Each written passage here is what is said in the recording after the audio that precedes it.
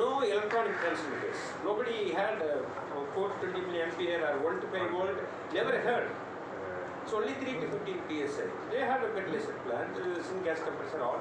Surge line was set only with the pneumatic instruments. Divide Y equal to mx plus c. So there was some bias to add, some multiplication factor.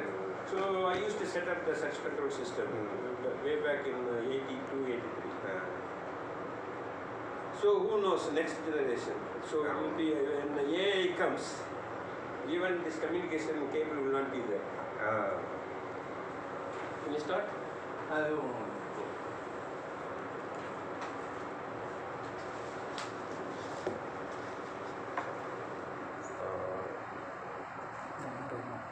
Now, actually, now itself, you need not have these controllers, anti-switch controllers. We have built what's called inside DCS. We already have a solution for Honeywell and Yokogawa systems. So, only thing is all these such control applications will be running in DCS again. They can use their own standard IOs. And we use their configuration station to set up everything. Different app. Yes, so they have to add a module.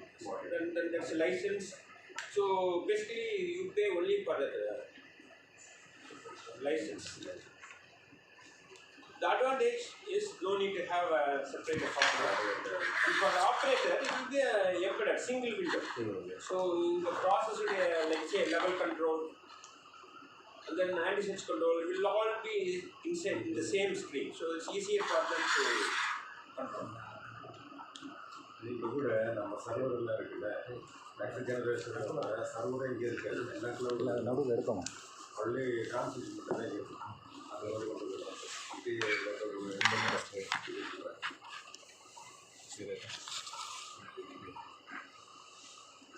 வேறு அது ஃப்ரண்ட்டில் ஒன்று Okay, there are two parts. One is maintenance. This is what we wanted to do. Tomorrow, the theory operation part. So, all about maintenance we will discuss. Any questions? This is not a formal training, informal training. So, ask questions. There's no stupid questions. So, even if you know and others, if you think that others may not know, you ask, I will explain. Just general what you will be experienced in the day-to-day. And then few questions theory but also you ask, I will answer it today. But tomorrow I will go from the basics. From the compressors, the types of compressors. Why we need anti-switch control in centrifugal compressor but not in reciprocating compressor. From there.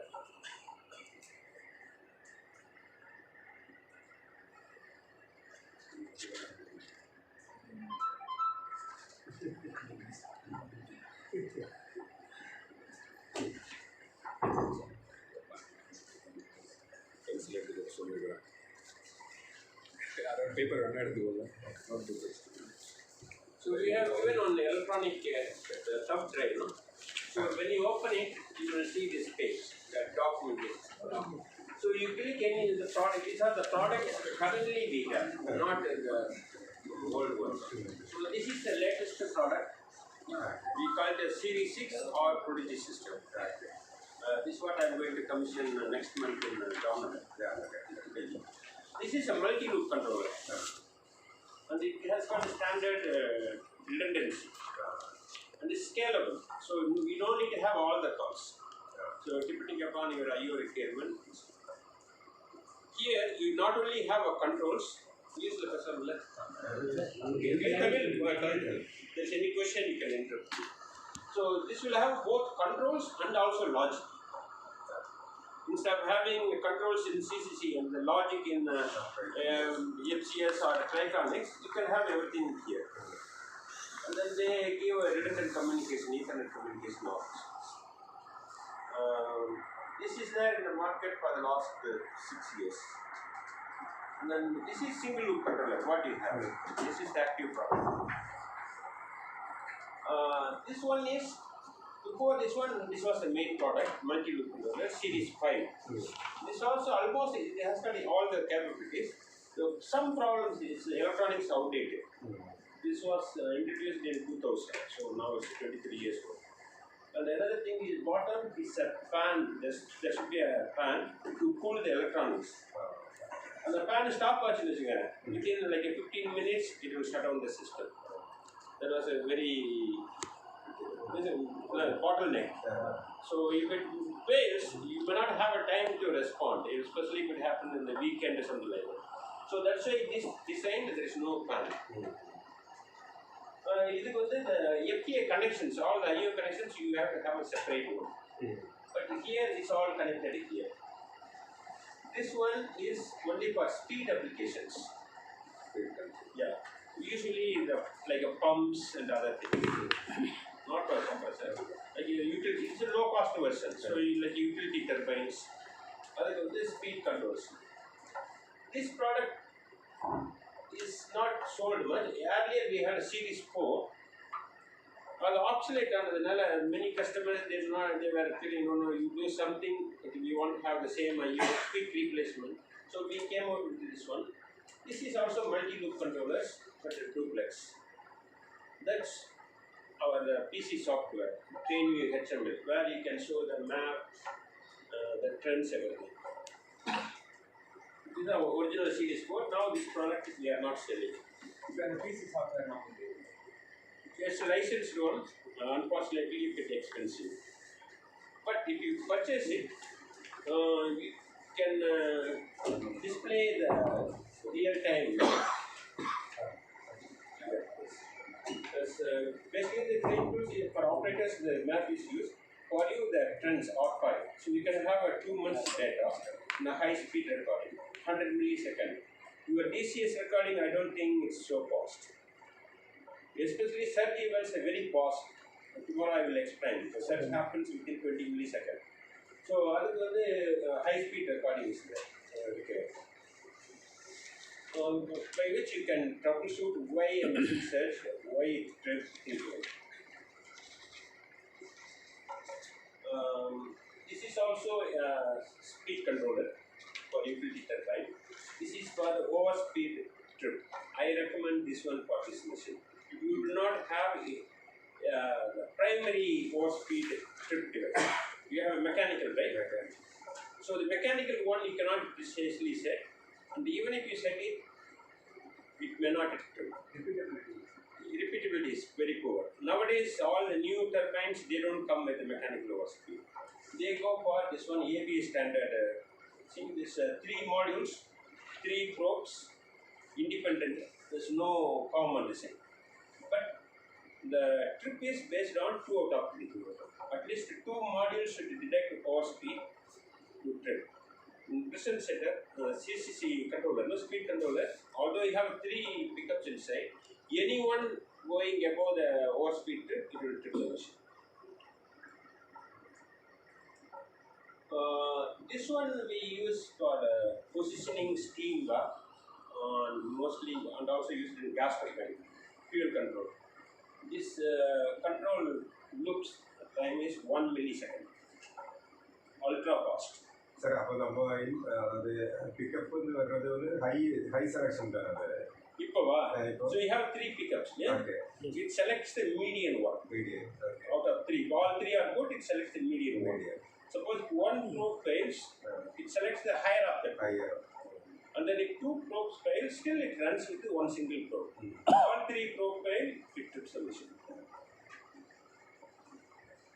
And then this one we use it for fuel in a gas turbine. These are the products CCC sets. So 3 response time. 20, no, response time, our loop time we call it as 20 milliseconds. It reads all the inputs every 5 milliseconds. Okay? Then it takes 4 sets of reading. In 20 milliseconds, there is a 4 reading. And then it discards any noisy signal, noisy sample. So let's say on the 3 sample we are reading 30%, 30%. One is reading 50%. Obviously that 50% is outside that. It's not agreeing with the other 3 samples.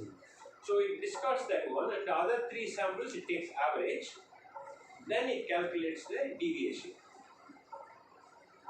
and changes the output. It's all done within 20 milliseconds. Deviation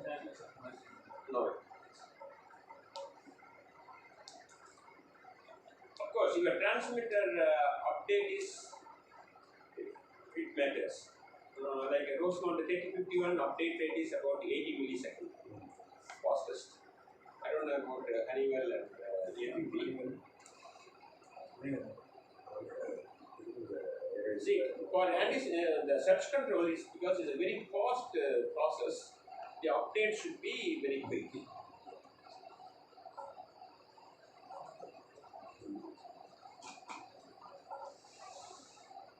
So, this is the base plate of the controller. So, one is anti-shift controller, the other one is performance controller, then we have a speed controller, then we have punch controller, like in the refrigeration.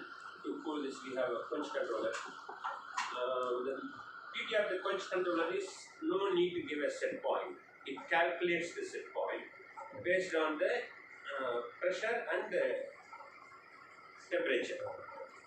Like if say if it is a propylene cup, when the recycle is opened, the hot vapor comes to the suction and goes through the machine. Then it reduces the efficiency of the machine.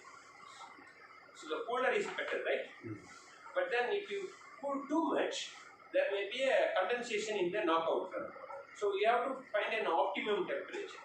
So there is a table, a ready-made graph available for the refrigerant, whether it's a propylene, ethylene, ammonia, all those things. All you have to do is just tell this process is ammonia or propylene.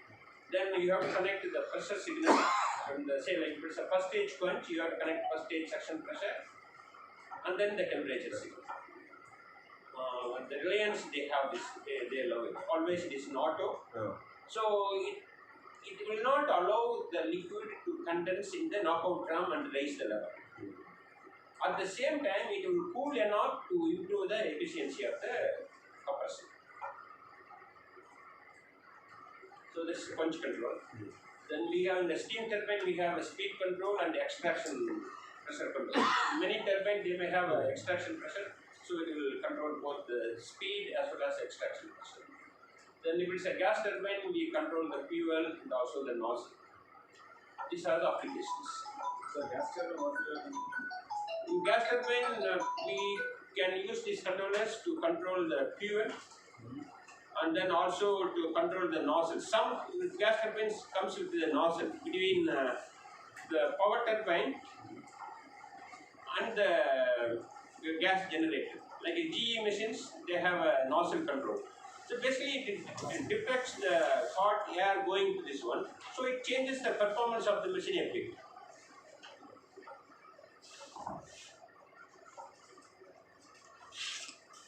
But we are going to concentrate more on Series 3 Plus controller. So this is Series 3 Plus controller. The hardware is same. Electronics same, box, connections, everything is same. If you are using for anti-surge application, you load anti-surge firmware. If you are using for performance controller, you load performance firmware.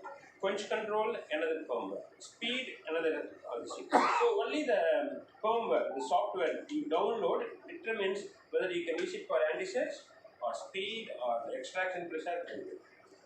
So today, because we are concentrating only on hardware, it's same. We are talking about all the applications. Now let us go to the basic things.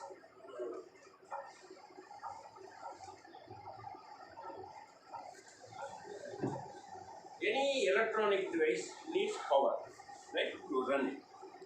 And in the plant we have some instruments working on AC power, some instruments are working on DC power, right? So these controllers, we have two types. One for AC use, suppose we are using AC power, we supply AC. If we have a standardized on everything with DC, the advantage of having DC is we can have redundancy. To DC power, you connect it to a diode with this thing, and then you can feed to the controller. Even if one bank fails, one UPS fails or one power supply fails, controller still gets 24 volt DC. In AC type, you don't have that redundancy. When you receive a spare controller, how do you know whether it's AC or DC? If you see here, there's two rounds. The top one says 96 to 264 volt AC. Yours is the same. that will be highlighted. So you can see in this controller, there is a white dot. So you can see whether it's a AC or DC from here. If it's a DC, 21 to 32 volt DC. So it's auto adjustment. Within the AC, anywhere from say like you can give to 110 volt or 220 volt, still it accepts. It approximately consumes about 36 watts power. It's not a high power, very low power. And then it can also give out 24 volt DC to power your instruments. If you see here, see there is a 24 volt DC plus minus. You can use the power generated inside the controller to power all your transmitters connected to the controller, not to the another controller. See, any signals coming to these controllers, you can power from its own power, or you can have external power. It's up to your planned practice. Same way, in the discrete input also, which you may have a dry contact coming from MCC or some other place. So we can use the same power to pass through the contact and come back. But our digital outputs are dry contacts. So the other system has to power or you are using external power. Anyway, so this is about the power. And then this is the place where you plug in the cable, this cable. Again, we have two types of cable. One for AC, which is a black color. If it's a DC, it's a gray color, small. So by looking at it, I can say it's AC controller, AC power, and the same. Suppose you buy a DC by mistake, DC controller, but you put the AC power, nothing will happen. Because the pins, the top pins are only for AC, the bottom pins are for DC. If you see here, there will be only 3 pins connected, only AC. So even if you have a DC controller, you cannot damage it by giving 110 volt DC. You don't go there. Okay, this is about the power. Any question? Okay. Next, we will talk about the inputs and outputs. It supports 8 analog inputs. It can be 4 to 20 milliampere or 0 to 20 milliamps, 1 to 5 volt or 0 to 5 volts. So, most of the transmitters nowadays are 4 to 20 milliampere. People like Fox Pro, they came out with the 1 to 5 volt DC. They tried to make that as a standard. The Rosemount came with the 4 to 20 milliampere. There was a fight. Which standard should be followed? Those days, like in 1982-83, this war was going. So finally, 4 to 20 milliampere won the race. So most of the people have 4 to 20 milliampere. So you can connect that signal, 8 signals to the controller. Sometimes you may have a redundant controllers, one main and one backup. And if you have one transmitter and you use 4 to 20 milliampere, you have to connect it in series, right? The 2 devices. Then if you want to replace one controller, you break the circuit. Other controller also will lose that signal. So if you are having a redundant controllers, don't use the current signal 4 to 20 milliampere. What do? You bring 4 to 20 milliampere on terminal block, you put a 250 ohm resistor, convert that current signal to 1 to 5 volt DC, and then you can 1 to 5 volt you can connect it to here and connect it to another controller. So in that case, even if you remove one, the other controller will still see that 1 to 5 volt across that resistor. So, but for your application, you only have one compressor. All the inputs are 4 to 20 milliampere. But when you receive a spare controller, it is better to check whether inside the selection is for the AC, the current input or voltage input. There is a switch settings. It's written one side. If you turn it, it's a C for current. The other side is written V, that's for voltage. Make sure it's correctly set. If you don't set it correctly, reading one will be erratic. You won't damage the controller, but you will not get correct reading. And you can also mix some inputs 4 to 20 milliampere, some inputs 1 to 5 volt. You can also mix. So I told you there are 8 channels. Channel 1, 2, 3, 4, 5, 6, 7, 8. There's a clear marking plus and minus. So if you connect a signal and if it doesn't work, first thing I would do is just reverse the polarity and see if it works or not. Sometimes the color coding may not be standard. So from the transmitter, positive should come to positive and the negative should come to negative. Then the controller gives 2 analog outputs. We call it as out1 and out2. Both are 420 milliampere. Controller powers the analog output. This is a standard. Anybody that generates an output, it will power that loop. If the DC, you get a signal from DCS analog output, the DCS will power that loop. CCC controller is giving analog output, so controller will power that loop. But the inputs need not be. Inputs you can have internal power or external power. But whereas for analog outputs, it's a standard. The source will power the loop. Typically, this is output 1 is connected to your recycle bar. Output 2, you can have an indication locally there. What is the signal coming from DCS? Or you can even indicate the deviation. Or you can indicate, send a flow, converted flow. Inside CCC, we converted the flow. No? So the output 2 can be anything. But whereas output 1 is used for primary control. If it's an anti-surge application, this is connected to recycle bar. If it's a performance controller, it is connected to a set point of another controller or inlet valve like that. Then we have what's called CR1, CR2 like that. It means CR1 means a control relay. There are 5 relays, basically 5 digital outputs, DOs. They are all dry contacts. That contact can be normally closed or normally open. When you say normally closed or normally means a controller on the bench unpowered. Whether the contact is open, that is called normally open contact. If it is closed, it is called normally closed contact. That selection you can make using some inside this switch. So you can change. If you want normally open contact, you can position normally open. If it's normally closed, you can have normally closed. Typically, what you use for fail-safe trip, normally open contact. On the bench, it is normally open, but when it is powered, the relay will energize because you have a healthy system. Relay will energize. Contact will normally open will become closed contact.